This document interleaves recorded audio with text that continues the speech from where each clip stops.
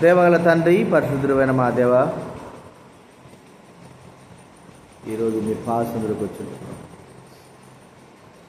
June మాసం మొదటి సంఘ ప్రార్థన దినములో మమ్మల్ని చేర్చారు తండ్రి. 5 నెలలు మీరు పరిపూర్ణంగా కాపాడారు.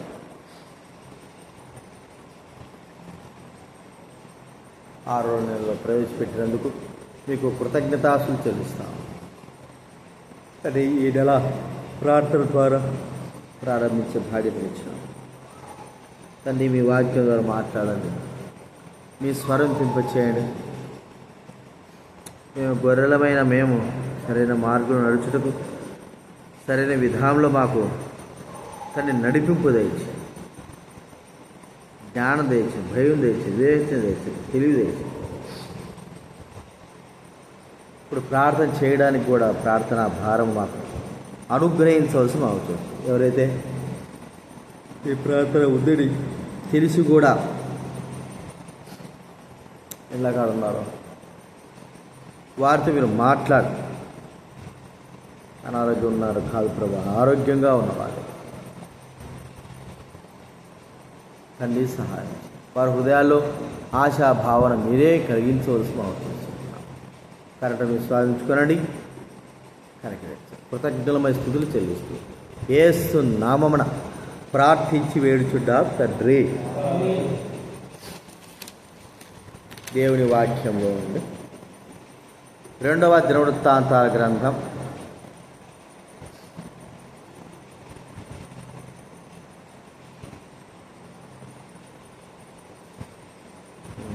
7వ అధ్యాయం. 2వ దినవృత్తాంతాల గ్రంథం 7వ అధ్యాయము 2వ దినవృత్తాంతాలు బైబిల్ మధ్యలో నుంచి 365 పేజీ నెంబర్ 365.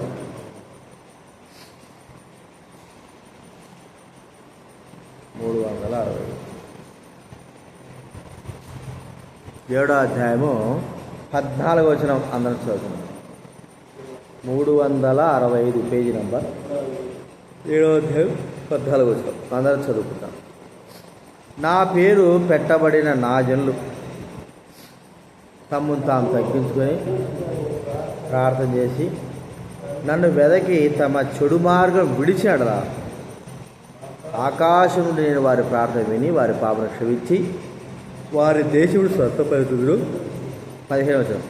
ఈ స్థలమందు చేయబడు ప్రార్థన మీద నా కడదృష్టి నుంచును, నా చెవులు ఆలకించును. ప్రభు మరి సొలొమోను యొక్క ప్రార్థన అయిపోయిన తర్వాత మరి ప్రభు సొలొమోనుకు ప్రత్యక్షమైనాడు. 12వ వచనం. యెహోవా రాత్రి సొలొమోనుకు ప్రత్యక్షమై ఇలా చెప్పాడు, నువ్వు బలులు కోరుకున్నాను నేను, నువ్వు అన్నట్టుగానే ఆ స్థలాన్ని వానలు కురవకోకుండా తెగులు వచ్చినప్పుడు దేశం నాశనం చేసినప్పుడు కానీ అలాగా నాశనం అయినప్పుడు పరిస్థితులు బాగాలేనప్పుడు ప్రజలు నా పేరు పెట్ట నాజనులు తమ తాము తగ్గించుకొని ప్రార్థన చేస్తే చెడు మార్గాలు విడిస్తే నేను వారి ప్రార్థన విని వారి దేశాన్ని స్వస్థపరిచి వారి పాపమును క్షమించి వారి దేశాన్ని స్వస్థపరుతాను. అంటే తప్పు చేయడం మానవ సహజమైనప్పుడు దాన్ని ఒప్పుకోవడం కూడా సహజంగానే ఉండాలి. చేయడం వరకే చేస్తున్నాం కానీ మరి ఒప్పుకొని విడిచిపెట్టి ప్రభు సందులో మరి మన పాపాలు విడిచిపెట్టి ప్రభు సందుకు వచ్చినప్పుడు ఆయన మనం వింటారు. కాబట్టి గుర్తించుకుందాం, మనం చేయాల్సింది అంటే మన తప్పుల్ని మన అపరాధాన్ని ఒప్పుకొని విడిచిపెట్టడం.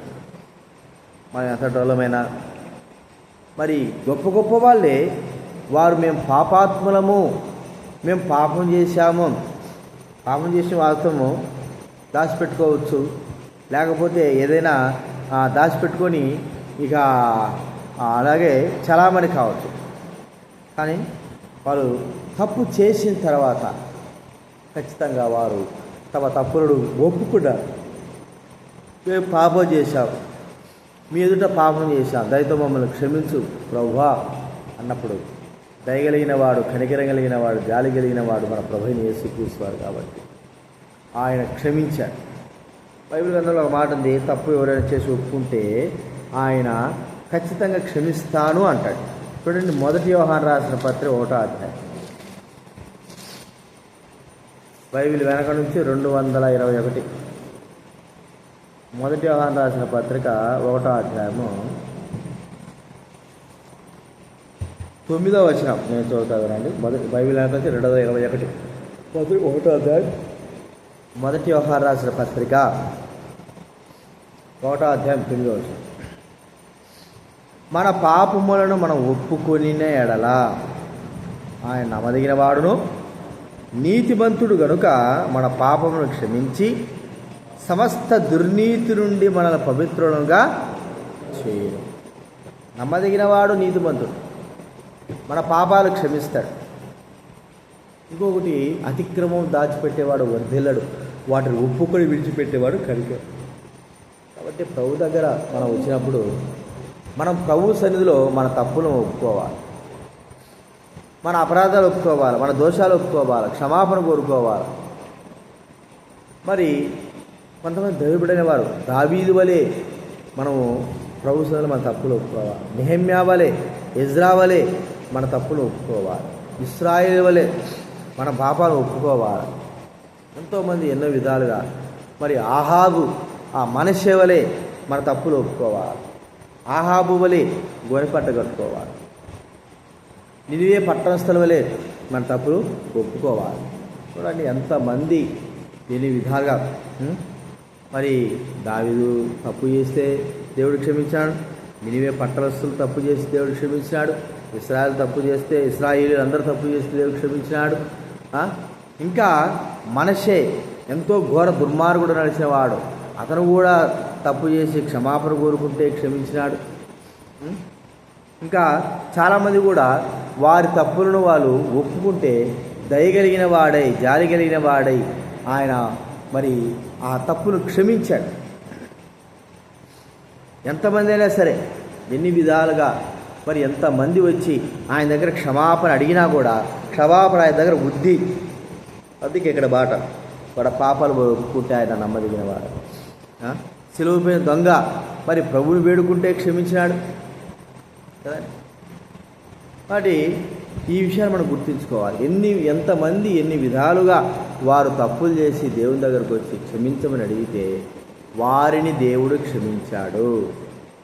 కాబట్టి మన విషయంలో కూడా గుర్తిస్తే మనము ఆయన పేరు పెట్టబడిన ఆయన జనులమైన మనము ఆయన సంధిలోకి వచ్చి మనం ప్రార్థిస్తే మన తప్పులు క్షమించడా. ఒప్పుకోవడమే మరి గొప్ప విషయం. ఒప్పుకుంటే ఖచ్చితంగా ఆయన క్షమాపణ ఇస్తాడు. ఒప్పుకోకుండా ఉంటే ఆయన ఎంత మాత్రం కూడా మనం క్షమించడు. కాబట్టి ఆయన క్షమాపణ కొరకు మరి ఆయన మరి బ్రహ్మాండ క్షమించడి ఆయన దగ్గర అడిగేదాడు కొరకు సిద్ధంగా ఉండాలి. విషయాలు జ్ఞాపకం పెట్టుకుందాం, క్షమాపణ కోరుకుందాం, కనికరింపబడదాం, పాపాలు క్షమింపబడుకుందాం, మన పాపాలు క్షమిస్తాడు. కాబట్టి ఎక్కడ 2-3 కూడి ఆ ప్రార్థన చేస్తారో మనం ఆ మధ్య ఉంటాను చెల్లించిన ప్రభు మన ప్రార్థన అంగీకరించి మనకు జవాబు కూడా ఇచ్చి మనకు సహాయము చేసేవాడుగా ఉంటున్నాడు. రెండు విషయాలు జ్ఞాపకం పెట్టుకుందాం. ప్రార్థనలో మనము మన పాపాలు ఒప్పుకొని క్షమాపణ కోరుకుంటూ దేవుని సందులో మరి ప్రభు సందులో ప్రార్థన చేసుకుందాం.